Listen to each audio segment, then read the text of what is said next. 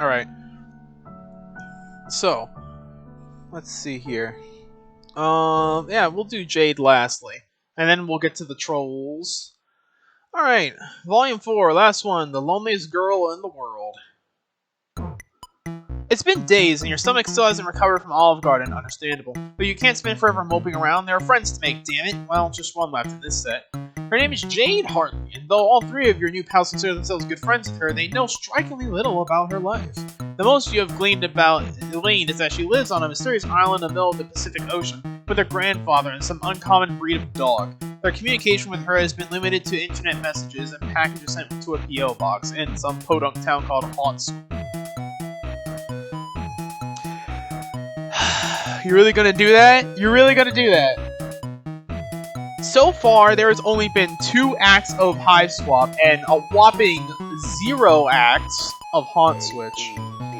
Haha, we're doing a funny joke implying that that Haunt Switch would have come out by now.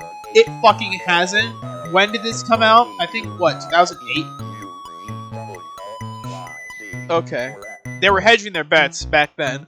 I wish that, you know, hindsight's 2020, but I wish that they had the idea that, oh shit, we're not gonna get anything done, are we? No, the fuck you won't, because your management's absolutely fucked from the inside out. And it doesn't help that, okay, well, I'm getting off topic. Regardless, y'all are a bunch of fucks, and I hate you for it. But anyways, John said he would message her and see if she could provide an address, but you don't want to wait. Throwing yourself headlong into friendship has always worked for you. So you close your eyes, think islandy thoughts, and hope it works. But something strange happens as you channel your powers. A long bark echoes somewhere in the distance as nuclear green energy sparks in the air around you. You catch a split-second glimpse of a massive green sun, and then you hit the ground on your hands and knees. The whole event can't take more than a second or two. Ugh. You blink and focus your vision. You're inside a room. The floor is smooth and light, and disturbingly disrupting the monotony in front of you are the set of similarly white paws attached to a lucius. You mean animal. You slowly stagger up and look him over. I mean, he pretty much is a lucius at this point. He is a very large and fluffy dog. He is a good boy. His snout held up high. A long grained tongue hangs from his open mouth as he pants lightly. The air around him crackles electricity, making the fur on his back stand on end. Something about him feels familiar to you. It's familiar twice over. His fuzzy and regal form reminds you of a warmth you once knew. Those neon sparks fill your stomach with dread. Oh, of Lady. Of Lady. It reminds you of Lady. It reminds you of one of the best girls in fucking Friend Sim. God damn it. Remember. MSPA reader. Remember. At the very least, he seems friendly. He leans in and drags his rough tongue along your cheek, leaving it tingling. His tail wags swiftly back and forth, and he keeps nosing at you. He seems fascinated. Aw. Beck! Down, boy! Oh! Hey, don't shoot! I come in peace! Is this a friendly remainer that leaves you shocked when he moves aside, and you find yourself staring down the barrel of a rifle? It is held aloft by a bespectacled young lady in a sensible skirt, who really has no business pointing such a big fucking gun at you. Okay, please don't panic and don't make any sudden moves. I've never shot a living being before, and it would make me very sad, very sad if I had to start now. Okay, okay, so this is happening now. Is this Jade? She doesn't look like Jade. She doesn't sound like Jade, based on what John told you. She looks more like a Gigi, anyway, or a Lynn. I can see Lynn. Right, the gun. Don't get sidetracked. You slowly raise your hands in surrender and try to put on your most inoffensive expression. You tell her that if she started shooting living beings, you would be pretty sad too. So why don't you put the gun down and... No way! I don't want to shoot you, but you are clearly a dangerous and unpredictable being, and I need to make sure I stay safe. My grandpa taught me a lot about gun safety and trigger discipline in case anything bad ever happens to me. So I know a good trigger discipline means keeping your finger on the trigger at all times in case you need to blow something to bits. Oh, fuck. That's not at all what it means, young lady, but whatever. Now, I'm not the one who has the gun. Everything's clear to you. I'm a very clever girl, and you won't be able to fool me as easy as you fooled the others. I doubt that, because you're kind of fucking stupid, as well as everyone else, but I'll let that slide. It's very obvious to me what you've been doing, and I knew you would eventually show up if I waited long enough. Sure enough, John messaged me not too long ago to let me know you wanted to visit, so I prepared myself for your arrival. You've come to interfere with our lives, and now I want to know why. So you better start talking, okay? Okay, you say. What does she have to talk about? You're well versed on a variety of eclectic subjects, so you can go on about basically anything. Wrestling, postmodern art, controversial opinions on traditional jurisprudence. but you get the feeling that this is an interrogation and you really have no idea what she's interrogating you over. That's a very likely story. I can put 2 and 2 together pretty easily, you know. You've never shown up in any of my dreams before, and none of those dreams are coming to pass. Not to mention that I don't even see Prospect when I go to sleep anymore, and that can only mean that you have derailed the forces of fate. You destroyed John's copy of Sperm, and somehow that changed everything. Not only could John not begin the game, none of us could, and none of the meteors hit like they were supposed to. It was like the universe changed its very fabric to bend to your evil whims. Whoa, evil? That's a bit harsh. You'll cop to stupid, but evil's way too much. Don't play dumb with me. What else could I can't speak. I'm so done after I'm done recording this. What else could motivate you to stop us from fulfilling our destiny as heroes? Heroes? John and friends are very nice, but they don't exactly strike you as heroes. That's because you don't know them like I know them. You haven't seen the shrines on Prospect, or heard stories from the Queen, or seen them in the clouds growing into brave and wonderful people, and now I'm beginning to suspect that those things will never come to pass. John's birthday came and passed without any fanfare, except for him supposedly befriending a strange mailman. And that day, the internet was full of people complaining that their beta copies of Sperm weren't working. There was a huge scandal with the company. A little while later, I found out that this mailman was talking with Rose and had magical powers. I know a thing or two about magical powers, or at least powers which seem to be magical to those who have studied their logical sources. But yours are totally different from anything I've ever seen. At first, I thought you must be an advanced Durslite agent come to sabotage us, but you definitely aren't from Durst. Maybe a Prospedian double agent? I'm also concerned the weird trolls who keep pestering me, but they've been really quiet lately, and you don't really give me that vibe. And obviously you're not human. Whoa, hang on, you are a human, right? She tilts her head and gives you a little, really? Like, kind of look, and your stomach twists into knots. The more I look at you, the more I seem to think you're like... How do I explain this? Okay, do you know what a furry is? Wow, okay, that question is more loaded than her gun! Yes? Alright, so a lot of artists I follow on your character here commissions do a lot. You remind me of one of those. Does that make sense? If you have no idea what a YCH is, you cautiously ask her. It stands for your character here. Basically, an artist will draw a pose or scenario, but instead of putting an actual character, they will leave a blank outline, like a mannequin. You pay them to put your own character there. And when I look at you, I feel like I'm looking at one of those blank spaces. My intuition doesn't tell me anything about you, and you've never shown up in my dreams. You're like my best friend Beck over here. A complete wild card, something I can't figure out. Which brings me back to my point. She had almost let her gun drop, and you had almost forgotten she was holding it, but she has to back up to point you and steals her gaze. You are going to tell me why you came here and what you did, and did what you did, and then you're going to help fix it. That rifle is really starting to bother you. First I'm going to bend the laws of physics to save, and then I'm going to pause the recording for a little bit to go and greet my family who just came back. Yeah, look at that, we're back. Just for a little bit, I imagine. Anyways, we saved, right? Yeah, we saved. Anyway, we were standing here at gunpoint in front of Jade. Well, fuck. Either we can get the gun away from a trained gunwoman, or we can just stay calm and explain ourselves like a rational fucking human being. Let's do the rational one first. Alright. Pretty much everyone except for John has called you on your bullshit thus far, so you may as well give her the full confession. You absolutely did change the course of reality, but it was the result of a genuine fuck-up, not ill intent. It's kind of a long story, but you relate it as best you can. Your strange lack of memory, an encounter with a bizarre magical artifact, the way you blundered into John's life and destroyed his mail as a regular. As a result of your highly relatable social anxiety, the girl listens intently as you explain what brought you here, and then you offer an apology. You think that you have irreversibly altered the very fabric that threads her cosmos together. There's probably no way of putting things back like they were and letting this lady go on her golden dream quest or whatever she was blathering about while you were distracted by her very deadly gun. Okay, you sound very sincere and I'd like to believe you. She looks tired. She looks like she is in a constant state of very tired. Okay, now she's back. So I'll take you at your word for now. Whatever shenanigans you involved yourself in, I trust that you did not intend to cause any problems. Let's put all this ugly business behind us. The girl holsters her rifle and you breathe a long sigh of relief. Sorry about all that. I promise I only had the best intentions. It's cool, you tell her. You get the distinct feeling you've dealt with much worse. Yeah, I'd imagine a space hopper like you has been to all sorts of cool, dangerous places. I'm kinda jealous, really. But anyway, we never properly introduced ourselves. My name is Jade, and my dog's name is Becoral. What's yours? Huh, you know, you think this is the first time you've ever had been asked your name, ever. You've almost forgotten one. You tell Jade your name. Huh. That's a very unique sounding name. MSPAR. My name is Reader. I like it. You tell Jade you like her name too, and she beams at you. Thank you. I'm so glad my grandpa gave me this name. It's so pretty and fairly unique, just very likable. Hee hee hee. Anyway, why don't I show you around? I can give you a tour of the house so we can get to know each other a little better.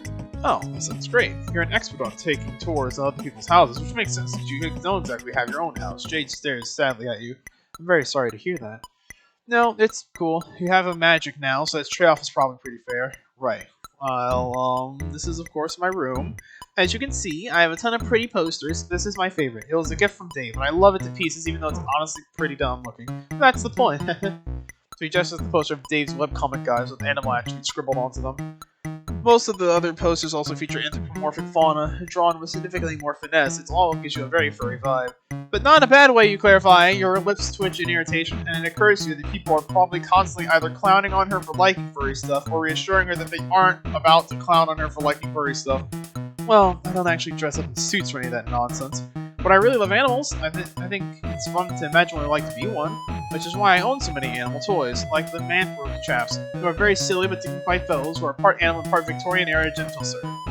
Jade gestures to the pile in the corner, heaped high with plushies and dolls of all sorts. Many of them look like man-animal abominations with curly mustaches and other feature bright and puffy squid-like creatures. Oh, and these are my Squiddles. They're based off of a cartoon show. Rose says it's a bad show, but I don't believe her. Jade fishes through the toy pile and she's a dark bluish-black toy. This one is Inkabelle. She's my favorite. In one episode, she gets lost in the murky brine swallows and spends years completely alone, lost without any of her friends, but in the end, her friend Pod Light tracks her down and saves her. It seemed so bleak the first time I watched it that I was literally crying when I realized at the end it was a very poignant tale. Jade smiles wistfully down at the plushie in her hand. She glances from it to another one of her Squiddle rolls, and her expression tightens. She squeezes the doll just a little too hard, causing her horrendous pitchy squeak. I guess in retrospect it was pretty silly though. I mean, it was just a kid's show. Of course, there's going to be a happy ending. That's how those always work, right? Her smile looks very pained. Oof. Jade still smiling as she tosses the doll onto the bed, but she puts so much force into the throw that it goes careening off the edge into the wheeze. You hear it plop on the floor and it magnetizes itself with another Squiddle. Its voice walks out go, yay! Jade stands up and brushes off her skirt. Her eyes fall to her bedspread, which features a striking cloud design. She sighs slowly, then assumes a bright smile once more. Anyway, let's go explore the rest of the house, shall we? I've got so much to show you. Jade hikes up her skirt and skitters down the spiral staircase. You step 2 steps at a time. You're a little interested in the high-tech devices laying on a workbench in a bed and a glowing green crystal that you think is literally uranium, but Jade's already gone, so you tear your eyes away from the ball. The landing below her room is small and cylindrical, and features only a gray closet-looking device and a platform on the floor. My room is at the top of the tower, but this transportal item will take us to the garden quick and easy. She hops on and disappears in a flash of green light. You're a little nonplussed, but you've seen weirder. You step on the platform and hear a light click beneath your feet, and instantly you're standing in a lush garden atrium. There are exotic plants, as far as I can see, ranging from psychedelic floral arrangements of tropical fronds to fruit and vegetables. Tall windows blanket the walls and allow sunlight to stream in, and some windows are coated in a steamy mist. You feel like you just got clotheslined by a rainforest. It's beautiful, right? Jade opens her arms and spins around, gesturing to her various gardening stations. You nod, it really is. Gardening is another one of my favorite hobbies. It's a great way to get your hands dirty and do some real work. And then the result is really vibrant and beautiful. Jade waves her rough and calloused hands at you and then strokes her fingers along the pinkish petal of an anemone. What? And hums a little tune toward one of its leaves to curl towards her touch. When Jade pulls away, she skips to one of the windows and motions you to follow her. Its beautiful island vista awaits your gaze. To their left is a towering mountain that might just be a volcano, and ahead of you is a small bay filled with giant lily pads of an old mossy temple. Beyond the island, the sea stretches out to a shimmering horizon. Past the boundary line, an entire world awaits, you never out of reach. This is my home. The entire island belongs to just me, Beck, and my grandpa.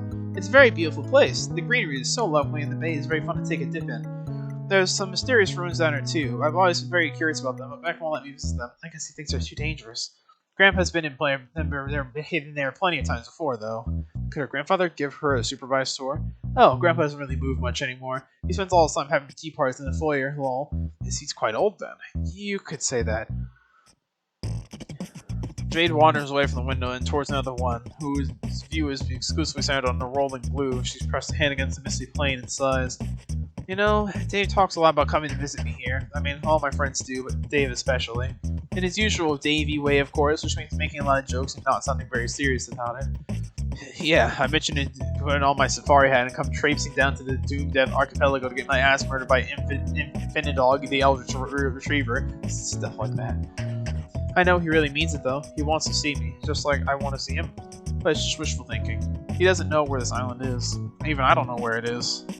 All deliveries here go through some company P.O. box my grandpa set up before he died, and it's not marked on any maps. Because it's a special island with all kinds of important secrets on it, I guess. Or it was special. I was special. Not anymore! Oh god. She's gone crazy mode again! Now I'm just a regular girl stuck alone in this dumb island for the rest of my stupid life! Whoa, yesterday she's feeling alright. Yes, I'm totally fine, ha ha ha, twitches eyebrow. I'm just peachy, thanks for asking. Come on, let's heal with our daily chores. No time for dilly-dallying. My grandpa's collection rooms are up next. The first one is full of his big game hunting trophies. I never shoot an innocent animal, and I think the trophies are pretty hideous. But I do have to admire his great work stuffing them, I guess. It's really hard to properly stuff and mount something, trust me. And he has some cooler stuff on the lower floors, like all these badass knight statues, or these faded blue portraits of pretty ladies. Okay, I'm gonna be honest, most of Grandpa's collection stinks, but I think this is what's important, is it all represents to him. He's been on all sorts of incredible, amazing adventures, and he has this huge array of interesting things to show for it. You tell Jade that her grandfather sounds like a hell of a guy. He sure is. Back when I was little, he used to go on trips all over the world, and come back with so many interesting stories and new souvenirs. I was so awed, and I guess a little jealous too. Sometimes he would be gone for days, or even weeks at a time, and it would just be me and Beck holding down the fort. I was always so happy when he came back, and I listened to his tales without making a single peep. But he never asked me if I wanted to come along for an adventure, no matter how obvious it was that I did. I guess that's just the way of life for adventuring folk. There's no time to be tied down even by the people you love. They can stay at home and wait for you to come back. And that's how it was for my grandpa, at least. What about you? You're an adventurer too. You visited all my friends. You've surely been to other awesome spots around the globe. So, I bet you've left something waiting for you too, haven't you? Frost floods your veins and nestles into your heart with a burning chill, for reasons you don't quite understand. Jade tilts her head and bores into you with wide, curious eyes. One of her hands is balled into a fist, and both of them are trembling as she watches you. Jeez, you're gonna have to coach another kid through parental issues, aren't you? You swallow down your sudden anxiety, force a smile, and remind Jade that you're suffering amnesia. Oh, right. Well, it's just this feeling I get, you know? I have great intuition. When she smiles, the corner of her mouth twitches. It's now or never when she likes to talk. I said I'm fine. There's something to talk about. Unless you want to talk about, some of these flowers. Isn't the one such a lovely yellow? Surely there's nothing wrong with the good old feelings jam, right? Jade is expressive. Jade's an expressive and empathetic girl. Feelings jam should be her thing. Think that, but she's still steadfastly ignoring you. Hey, how about this orange with a goofy face on it? Why don't we poggle at it for a while? Jade, something's wrong. We need to talk this out. That's what you do. You're a talker, so why don't you two...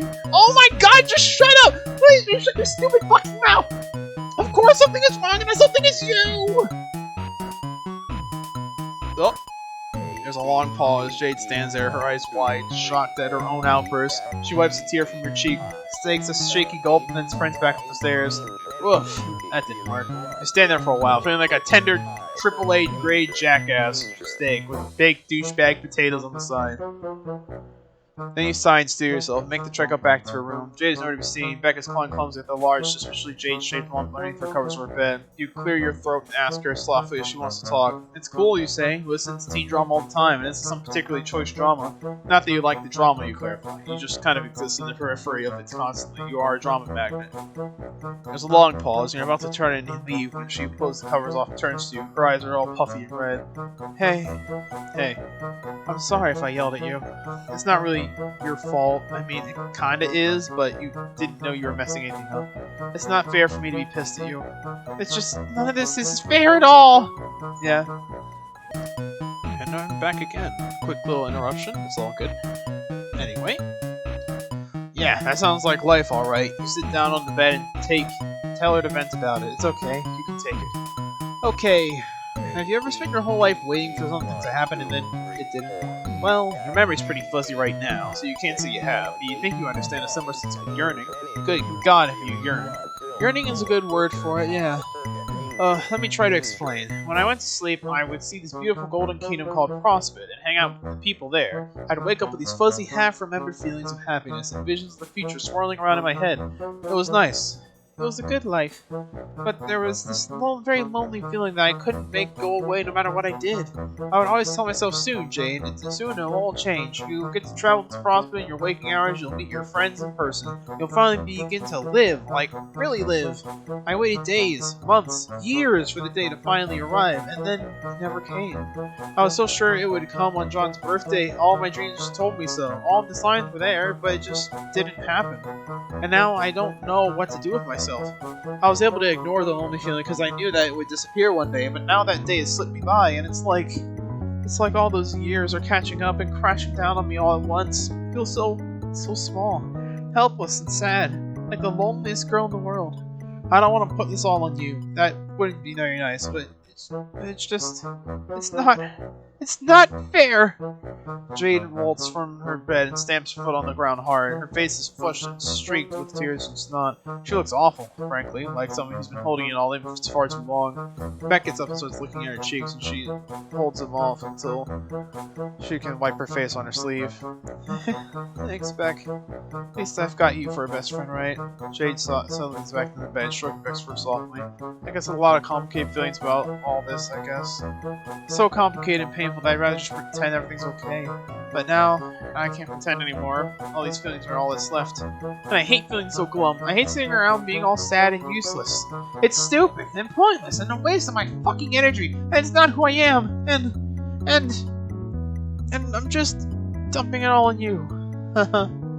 I'm sorry. I really am. Man, she just completely fucked up. You just completely fucked up this girl's life, and she's apologizing to you. Now you feel like the delicious, three-layered shithead tiramisu served after the nice, steak and potatoes you had earlier. You really just want to help Jade. And while you still don't quite get all this magical moon stuff she's been talking about, you do now get how it feels to be lonely. That's something you can help with. You offer her your hand. Want us to see the world? She sniffles and lightly shakes her head. It's not going to work. Well, there's no way to know now unless you give it a try, right? She nods, stands up, and takes your hand. You focus on a familiar destination from John's house, but as you begin to dematerialize, Beck turns to stare at you, and you hear that familiar barking sound in your ears. Then the flash of light subsides. You're standing here in Jade's room, only 2 feet from where you started. What? See? I told you it wouldn't work. Come on, let me show you something. Jade hops and shuttles down the staircase and he follows. She takes you to the teleportation pad in the atrium. These transportalizers are all powered by thermal energy and use each other as beacons for their sake of easy short-range teleportation. So if you hook one of them to a uranium converter and modify the coordinates specifically on the logic board, you can theoretically go anywhere in the world, which I tried. See? She twists the top of the pad with her fingertips and pulls it off. It shows you the whirling wiring underneath. It looks messy, like someone has made multiple attempts to rewire the circuits. But when I used it, it only led me to the same exact thing that happened just now. Beck used his power to prevent me from leaving the island. Maybe I got the coordinates wrong and I would have ended up stuck underground or something, but I double-checked my measurements. I think Beck just doesn't want me to leave the island. He wants me to stay somewhere he can keep me safe at all times. Perhaps he just heard his name from above, perhaps he just had a sixth sense about it, because Beck wanders down the staircase over to Jade. She gives him a stroke behind the ear. I love him very much, but as long as he's around, I'm stuck here, and because of the changes you made, that is how it will always be. I'm just gonna have to get used to it, I guess. Jade deflates against one of her gardening tables and offers a wand smile. A wand? Is that a thing? Because they did the same exact, what I assume to be a fuck-up in Friendsim. Did they just forget how to spell wand? Hold up, I'm looking this up. This is ridiculous. A wand smile? Is that an actual thing? Am I the one fucking up? It's possible. That is a thing. A wan smile. A pale and tired smile. That is a thing. A pale and tired smile. A wan smile. Okay. I was the one who was wrong. I had a whole bitch fest about it when I was playing Friendsim, that, oh, they misspelled warm. They forgot the R and they misspelled the M. But no, that's actually a thing. A wand smile is like an empty smile, essentially. And a hollow smile. For a split second, you could swear you see droopy dog ears and a tail tucked between her legs. Depression, to this degree, simply is not conducted to friendship. Even if it was, you would still feel pretty shitty about it. You should do something to cheer her up. Challenge Beck for superiority? Oh Christ. Well, We chose the right thing so far. Let's explore. You present your most finely honed smile of confidence and urge Jade to stand. There's no time to mope around. There's plenty of fun to be found without leaving the island. He suggests that perhaps with your help you can give her the opportunity to explore that temple she's always been curious about. Really? That would be super fun. What about Beck? Oh, there's nothing to worry about there. You just have a genius playing tower. You'll tell her to just head over to the temple and you'll take care of the rest. Okay, if you say so. Please don't do anything to hurt Beck, okay? I love them to bits. You wouldn't dream of it. Not on this route. Not on this route, at least. Haha, wink wink, nudge nudge. Zero. Jade transportalized downward. You turn your attention to Beck, who is idly sniffing one of Jade's plants. You advance up slowly and with intent. You know it must be done. Pet the dog! You just get right in there. You pet the hell out of this dog. You employ all your strongest pamper techs, like the quick scritch up, the mane massage, and the rare Cuddle Brand EX Dog Smite! Somewhere in the distance, a bluebird observes your master display and chirps happily. But suddenly Beck's head snaps and he points his snout in the direction of the temple. Whoa, whoa, whoa there, buddy. Now's not the time to think about Jade. Now it's belly scratching time. You stare, you start rubbing Beck's stomach as he flops onto his back with his tail wagging and his feet curled up. Who's a good boy? Beck looks up at you and you see the college reflecting his deep, piercing eyes, if he had any. Then you understand he's a good boy and he knows it. After a while, the dog longer spent threading your fingers through his silky fur. Beck curls up beside you and yawns, starting to nod off. You kiss him on the forehead and then take the opportunity to slowly stand up next to the room and sleeping dog fly. You're a little worried about alerting Beck by using your powers. He seems to be pretty keyed into that kind of space-time manipulation, so you just take the long route to the temple. Jade's Island is a very beautiful place with rolling hills and lush sun-bathed plains. It looks like an excellent vacation destination, but it's also so bare. There's nothing and nobody around except for the hollow whispers of the wind. You can see how this place would feel much less like paradise after years of spent stranded here. When you reach the lake surrounding the temple, you see that the giant lily pads outside arrange themselves to a walkway that you can use to reach it. How strange and convenient! You channel your inner frog and hop across. Hey! Up here! Jade calls down to you. She's at the temple entrance, far above your head, waving down at you. Grooves carved into the wall form a ladder that you can use to climb up, and soon you're standing beside her at the entrance of the temple. A huge imposing archway marks an ingress between the sunny island and the dark interior of the ruin. From within, you can see a faint yellow-green glow. This seems to come from the runes carved in the walls. Spooky. Ooh. As you proceed through the entryway, Jade turns a hand along glowing walls, and her face bathed in the sickly green.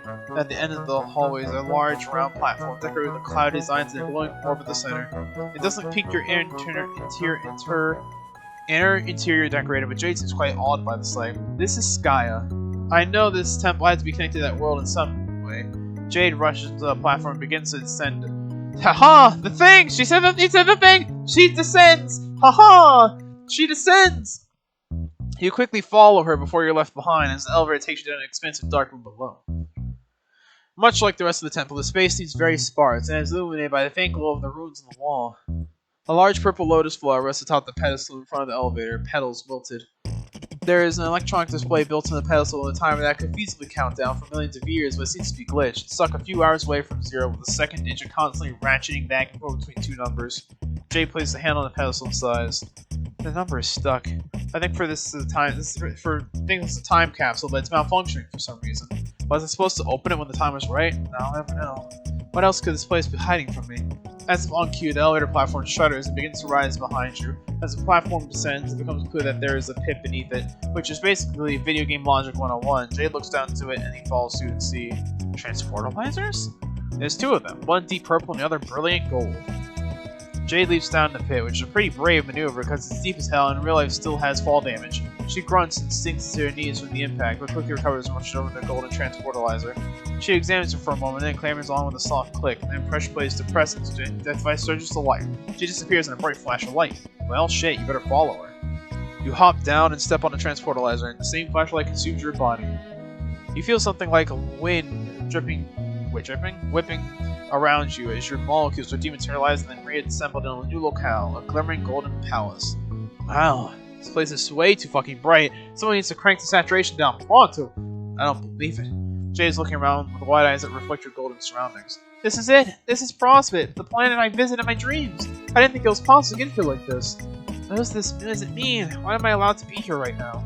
I should go talk to the Queen.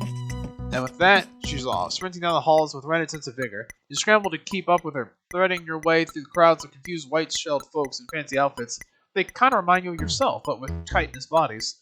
You sidestep a lady carrying a paint can, shuffle down a lengthy golden staircase adorned with regal golden spikes, and you can only barely keep your eyes on Jade's long black hair as it swishes behind her.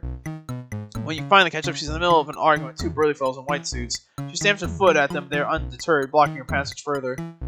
Eventually, Jade wheels around to look at you. She tries to soften her expression for your sake, but her face is still sour. The guards won't let me see the queen! Apparently she's really busy with something. They told me that I'm not supposed to be here and that I have to leave right away. This is totally bull! I'm a princess! I swear some of these idiots can't even recognize me without a pretty golden dress. I guess I'm not getting any answers here either. Let's just get out of here. And she's off again, this time striding forward with her fists curled and her jaw set. You glance back at the guards, who furrowed brows strike you more as worry than ire, and then follow Jade back. You're almost to the exit when you see it. A dark figure silhouette against the sky's brilliant blue. They are humanoid in shape, with two lengthy wings, outstretched inky black tongues trailing behind. Uh-oh! You need to get the fuck out! Uh-oh! Yikes! That's... Oh! Wait. I guess this is the remnants of what could have been. We transportalized to a different dimension. Since things completely changed, they never got to the medium. So therefore, Beck Noir would never be a thing. Something about them gives you a major case of heebie-jeebies. You're a little nervous, half-drawback transportalizers and get the hell out of Dodge. The temple feels oppressingly dark compared to the blinding bright of prospect. You spend a while blinking as your eyes readjust.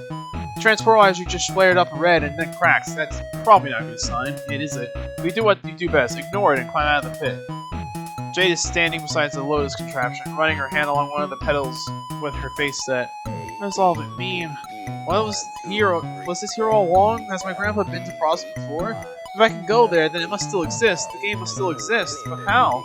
None of it makes any sense. I need to think about this. You follow Jade slowly back to her house as she mumbles to herself. Brows furrowed, and she can barely catch what she's saying, but she's clearly thinking hard. The clouds have never been wrong before. Is it too early? Was this meant to happen? Once you reach the atrium, Jade lets out a sharp breath and nods her head. Resolute, she turns to you. Alright, I think I understand. I know what's going on now. Great! You offer her the most warning smile. What's the stitch? Well, the truth is, I was always being very immature about the idea of being a hero and having a destiny. Life isn't like kids' cartoons after all. Heroism isn't all rainbows and sunshine, and it's childish to think that anyone gets a happy ending. That kind of storybook stuff doesn't really exist. To be a real hero, you have to be prepared to suffer horribly. It makes sense when you think about it. If everything came easy, there wouldn't actually be anything heroic about it. Why else would my grandpa put me on this island? Why else would Beck want me to keep me safe here, even now that everything's changed? It's because it's my destiny. I have to prove that I'm willing to suffer and willing to sacrifice. It has to be it. This can't have all been for nothing, right? That's not the way the world works. Everything has a purpose, even if it's not clear at first. Seeing Prospect in the flesh reminded me of that. My purpose is to do what I've always done. What my grandpa and Beck have helped me prepared for. I know I'll be really lonely. But in the end, it means that everything will continue to play out the way it's meant to. It's a very noble job, and I gotta be the one to do it. You're at a loss for words. This really doesn't feel like the right takeaway from all this, but you don't know jack about Spurb or Destiny or any of that nonsense. Who are you to say otherwise? So thank you for helping me visit Prospect. I wouldn't have figured this all out if not for you, and I'm sure that meeting me is one step along the way towards your mysterious fate as well. I'll be rooting for you. Jade erupts in a broad, beaming smile. It might be the first completely genuine smile you've seen from her this entire time, but that doesn't make you feel any better about it. In fact, it's more like a knife twisting your gut. When she throws her arms around you and hugs you tight, the knife pushes deeper in the bone. Well, you probably have more important stuff to do than to keep hanging out with me. I'll get back to it. Jade turns around and heads to the staircase, leaving you to stare at her retreating form. Is this it? Will you accept the new destiny you've written for Jade and allow her to stay trapped on this island?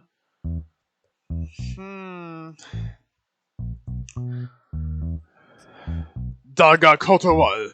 Some people might take this as a lesson in the responsible use of reality-altering powers. Some people might swear off manipulating canon entirely, but not you. What's the point of having sick-ass powers at all if you never use them? Maybe some god is going to punish you for the way you've been fucking with the universe, but right now, you don't care. This girl would burn herself to ashes to keep her friends warm. At least you can do is risk the flame for her sake. You quickly sprint up the stairs. You're not leaving. Do you have a place to be? Don't you have a place to be? I'll be fine here alone, I promise. It's my duty. I'll get used to it eventually. You can't imagine she's okay with that, no matter what she says. Does she really want to stay alone for the rest of her life? Well, of Of course not. What I want to do is explore the world and hang out with all my pals. But it's not about what I want. It's about doing what has to be done. That's what it has always been about for me. Well, that's bullshit. Huh? Maybe Jade's fate dictates she'll never play the game she wanted to play. Maybe heroes don't get a happy ending. That doesn't mean heroes can't be happy. There comes a time in every young woman's life, you tell Jade, where she can't leave home because her pet is an overprotective god. Huh? Okay, that's obviously not true. But there comes a time in many young women's lives out there where circumstances beyond their control lead them without an escape. Perhaps it's easier to believe that the escape will never come, but you can't let Jade do that. When life has you stuck at home, perhaps, haha, you can still hold on to hope. You can fight, no matter how long you have to wait. You can keep looking for another chance to see the world. And if the universe tells you to sit, stay, and roll over, you look in the universe dead in the eyes and ask, who do you think is the master around here? And then tell it to motherfucking heal. Yeah, that was a Gamesy reference. Yeah, you're right. Even now, I was still being childish. It was easier to tell myself to be miserable for a noble cause instead of holding on to hope for maybe getting hurt and maybe getting hurt again. But I have to have hope. That's who I am. I'm a hoper, not a moper. I'll keep trying to convince Beck that it'll be safe for me to leave the island. Things had changed, and maybe he doesn't realize it yet, but he's kind of a silly, dumb dog at times. But he loves me, and I love him. We can work it out. Maybe it'll take a while, but I'll definitely figure things out. And while I wait, you'll come visit me sometimes, won't you? Of course you will. You're not in the habit of abandoning your friends. The idea is unthinkable. I wonder about that. Since the last time you made an ass load of friends, you ended up forgetting completely about them. You promise Jade that you will come visit her. Come visit? Come visit! A light bulb goes off in your head. One of the cool LED bulbs that kind of syncs up to your phone and changes colors and spies on you for the government. It's motherfucking party time! You asked Jade if she's never had a slumber party. A slumber party? No, I never had one. It sounds exciting, but it's really a party. There's just 2 people and a dog. That sounds more like a mild slumber hangout. Don't worry about it, Tower. Just start getting the place ready for a bash. Pull out the sleeping bags, conjure up some lightly irradiated snacks, pump up the fresh jams, etc. I don't know if we can even have sleeping bags, but okay, I'll see what I can do. Maybe there's some use for my grandma's old supplies. You shoot her a confidence and loot, and then dissolve it to either ether or cannon. Alright, Egbert, up and at him, it's party time. John yelps and tumbles out of his chair, crashing to the ground in an undignified heap. It looks like he was in the middle of debugging some code on his computer when you interrupted him. He disentangles his limbs and stands up with a groan. Okay, Magic Mailman, we need to get something straight. Your powers are extremely cool, but using them like this is kinda lame. Jump scares rank very low on the prank scale. They don't take any effort and are just sort of mean and annoying. While I agree with you, my boy, I don't give a fuck. You apologize for scaring John. You're just in a very excited mood right now because it's time for a motherfucking slumber party. Oh, cool. I never had a slumber party before. Who was it with? You grin. You know, don't you already know who's with John? Oh, the American Association of Mailmen? Okay, buddy. No, you give him a blank stare. Oh, right. I probably my other friends. That one should have been obvious. There you go, John. Tell him to pack up whatever supplies and things he should bring and get ready for another whirlwind ride through space-time. I don't know. I should probably go to the responsible things and let my dad know I'm going on a trip, even if we'll be back soon. Okay, that's fine, tell him, but don't take too much time. This route's already getting pretty long. Okay, cool. What should I bring? Oh, I need to grab some movies, definitely. Dave will be there, right? I should bring some McConaughey movies, so he realizes that I was right all along about Matthew's stellar acting. Oh, and of course some snacks. This is a great time for me to unload all the excess birthday cakes my dad made me. Seriously, there are hundreds of them in the fridge. It's highly ridiculous. You wait patiently in John's room as he goes downstairs and fetches a bounty of cakes, talks to his dad, and do all the other preparations. It takes forever. You're not really sure what he's doing down there. I think he might be walking around, examining all the objects in his home in great detail and solving a bunch of puzzles. Come on, John. That's not the right genre of game. Get your shit together. Okay, ready. Alright, step 2 is go get Rose. You take John's hand and zap the 2 of you into Rose's mansion. John spends a while goggling at the giant statue of Zazapan and learned. You then ascend the staircase towards the Rose's room and knock on the door. Her voice comes from within, slightly muffled. You're home early? I've been hearing strange noises from the neighbors of late. Have you?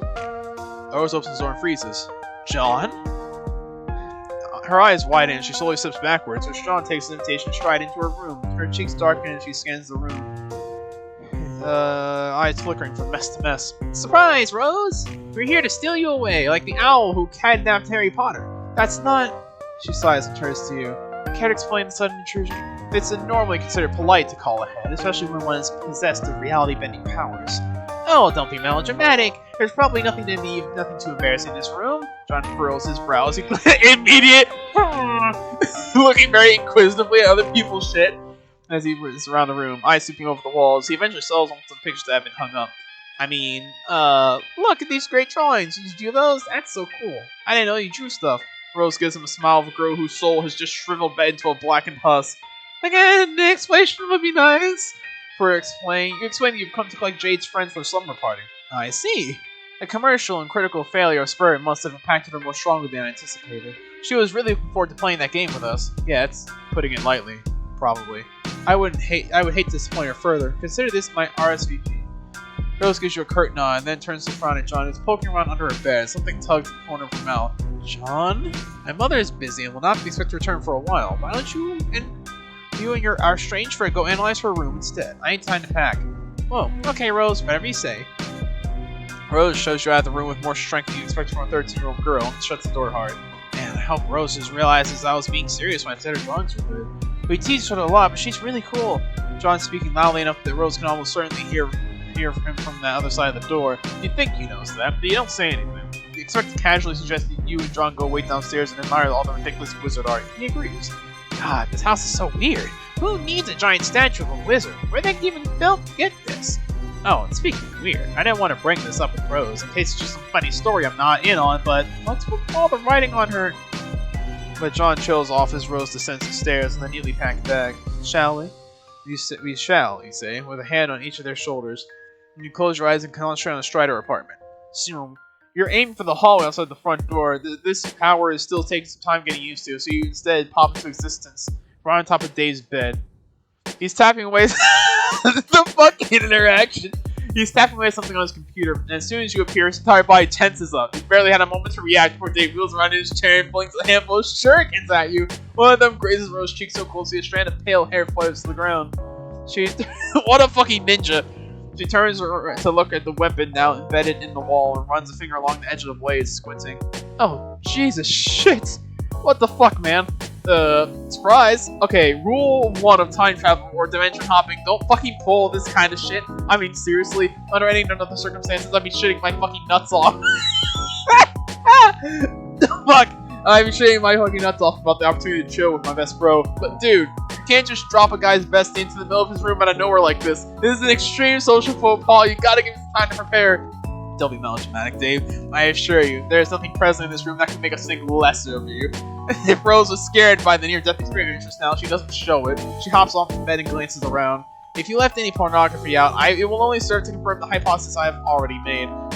Dude, are these selfies? Man, you're doing the duck face in this one. Oh, man. Oh, fuck's sake, John. You get a VIP access, all-stage backstage pass, and the first thing you do is insult my stuff. Like some rowdy tool at the Nickelback concert, rummaging through their closet instead of doing the musical world a favor and assassinating them. Well, yeah, you would do the same, dude. Touche. But anyway, aside from you getting your grubby hands all over my pristine collection of cool swords, what the hell are you doing here? Yeah, having a slumber party. Are you in? Oh, I don't know. Bro is basically all you keeping tabs on me. You guys want me to be safe, you know? Or rather, wants me to only be in the right kind of danger to teach me lessons about irony and being a dope-ass fucking ninja master. It's all pretty intense supervision at this point to making me here. I was already getting some rank vibes from him after that little jaunt over to Olive Garden. The vibes have been off ever since John's beat it, if I'm being honest. So I don't know how to feel about me gallivanting off some magical snooze adventure with slapping the time and traveling mailman. Seems like it's the kind of thing he'd take issue with. Aw, oh, come on, it can't be that bad. What kind of guy wouldn't let his brother go hang out with his friends? Yeah, I guess. He'd be a pretty shitty kind of guy if he did that, wouldn't he? Dave stares off into middle distance for a while. Rose observes him intently. Look, Dave, I don't think it would feel right if we all had a big party and you weren't there. Jade would really miss you. As would we. Yeah! Dave glances furtively around the room as if he's expecting a camera to blink at him from one of the corners. Alright, let me grab some subs. That's supplies for sure. Gamer subs? Hey, mailman, where's Jade's Helldog like? Do I need to bring one of his cool-ass swords? Cool? Those swords are like $5 Chinatown swords, aren't they? What? No. Okay, listen. Oh boy. While Dave grabs his stuff, John heckles him affectionately. Rose's attention has been drawn back to the shuriken Dave threw at her. They stroll over and ask what's up. She responds to her own question. Have you been introduced to Dave's brother? Not yet. You've heard a lot about him, though. For the sake of diplomacy, you only briefly touched on the opinion you formed.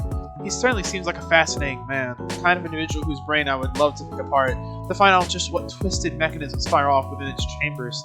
So, that's what she's thinking about? Dave's bro? Rose chews on the bottom lip. Not exactly, but an adjacent topic. I'm mulling over the ethical quandaries presented by the existence of power, esoteric. What? It's nothing to concern yourself with yet. We have a party to attend, apparently. Right, Dave's done packing up. You open both palms, gesture. Everyone hold hands so you can best channel your powers. Really? We're holding hands? God, this is so lame. But he does it. Shut the fuck up and do it, Strider. And when he claps John and Rose's hands, he shuts around and blushes faintly in a manner that suggests he doesn't really think it's so lame. In fact, he may think it's the opposite lame. He may think it's rad. And he'd be right. Friendship is the raddest thing of all. You're full of warm and fuzzy friend feelings as you teleport back to Jade's atrium. Wait, no, it's just a feeling of your body dissolving and reconstructing itself halfway across canon. They are very similar feelings. You head to the base of the staircase where you call on to Jade. Her guests arrive, you tell her. Jade rushes down the stairs and nearly trips over her skirt. Her expression is tight and anxious, and when she sees you motley crew standing there, she freezes up. Her breath hitches a half sob. You really did bring them. They're here. You're all here. Jade breaks into a light grin, sprints forward. Whoa! Fucking Dave just fucking teleports behind. Jade launches Striker and sprints forward, launches shoving just like her friends. Dave throws himself bodily out of the way, and Rose takes an alarmed step back, leaving John to bear the full brunt of her affection. She crashes into him, the two of them go spinning around as Jade laughs breathlessly. Whoa, calm down there, Jade. I see you too. Tears are beating in your eyes, she squeezes him tight, then pecks his cheek with a soft kiss. You know, I'm so happy to see you in person. I'm awake in person and everything. I spent so much time watching you sleep. Huh? What? Jay swings around and looks at her other pals. Come on, you two. Get over here. We are having a 4x hug combo right now. Hug. Dave hates it. Rose and Dave cautiously step forward, and Jade, with John's help, yanks both of them into the tight embrace. She smooches them on the cheeks too. Rose's face lights up with a blush, and Dave nearly goes catatonic. And when Jade pulls back, she's clutching John's hand and tugging so hard she might pull the damn thing off. Come on, everyone. Let's go upstairs. I found a bunch of military-grade sleeping bags, Grandpa's old adventuring gear, and set them in my room. We can all play with the toys and jam out in some music and stay up all night chatting with each other. Oh my god, you're all here. Is this really happening? Jade's next laugh version on hysterical. She's got tears streaked on her cheeks. Dave looks a little perturbed. Wow, holy shit. It's cool, Jade. No need to get so like this. Kinda fucks me up seeing you cry. Not that I'm trying to make this all about me. I mean, Dave, you're doing a horrible job of comforting her. Jade, come here. I shall hold you in my arms. Rose walks over to Jade, extends her thumbs and swipes them down Jade's teary cheeks in a stiff mechanical motion. Then she wraps her arms around Jade. An embrace that could generally be called a hug looks more like the precursor to an alien medical examination. John boggles at the display. What the fuck? None of you whack jobs know how to do this! Oh my god! Come here, Jade. Thank you, John. Let's go. Literally the only normal motherfucker around. None of y'all motherfuckers know how to comfort somebody. And so the party begins. Tales told, movies watched, and fun aplenty. So many shenanigans happened, so many. Perhaps some of you will recount them all in detail.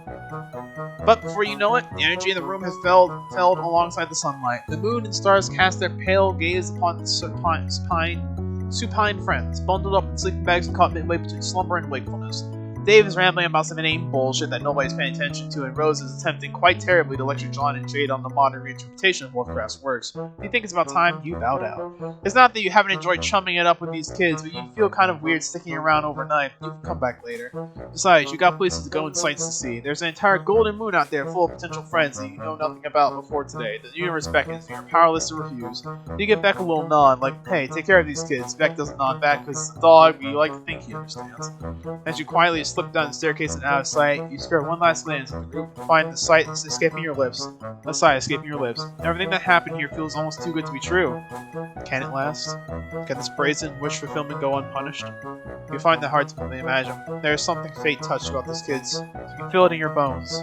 As surely as the wind whispers through these trees, or the stars dance through space, as surely as the turning clocks will call the sunlight back again, these kids will never be free of the bullshit that haunts them. But right here, right now, they are at peace. They have shared this one perfect moment together, and perhaps in the future, there will come more betwixt the chaos. And maybe that's enough. Victory! You did it, reader. You did it. I'm excited to see where this goes next, but alas, this is where I end off. I think this recording has gone on for about an hour, if not longer. Let me check. Hold up. I can't see the amount. Oh wait, yeah. Yeah, it's been going on for about an hour and a half. Fuck. Okay, yeah, I gotta go. This has been going on for long enough. This was just like half of Rose's route, and then the rest of it. If I'd done the whole thing, this for sure would have been 2 hours. I should have broken this apart in certain stages. I'll probably do that next time, which is probably sometime later tonight, or probably tomorrow. Yeah, tomorrow. My thing has been peaking goddamn all time. Maybe I should fix my audio. If I do this whole thing and my audio has been either peaking or muted, I'm going to be very fucking upset. Anyways, I will be back eventually, hopefully.